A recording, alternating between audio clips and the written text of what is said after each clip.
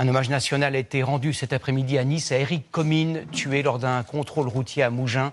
La cérémonie a été présidée par Gérald Darmanin, qui a remis la Légion d'honneur à titre posthume à cet adjudant de gendarmerie qui avait 54 ans.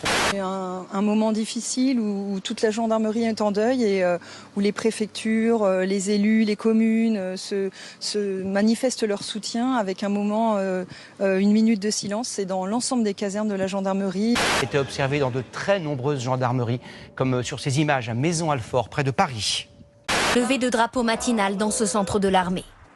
Dans les rangs, des athlètes de haut niveau, des champions comme Gaël Edon, paratireuse en quête d'or à Paris, mais aussi recrue de la gendarmerie. Je pense que dans 3 jours, je serai morte. Ouais. L'athlète a signé un contrat rémunéré avec l'armée. En contrepartie, elle suit des formations pour intégrer la gendarmerie après sa carrière. On va faire un contrôle du matériel de sécurité. Gilet de sauvetage, extincteur, lampe torche, ces équipements sont obligatoires à bord du bateau. L'adjudant Petit-Jean vérifie aussi les papiers du plaisancier. Là, je contrôle en fait tout ce qui est réglementation du bateau. En fait, son titre de navigation, son permis de navigation et en fait le nom, l'immatriculation du bateau. Seul objectif, protéger les forces de l'ordre. La balle ne pénètre pas. On a bien touché le point visé.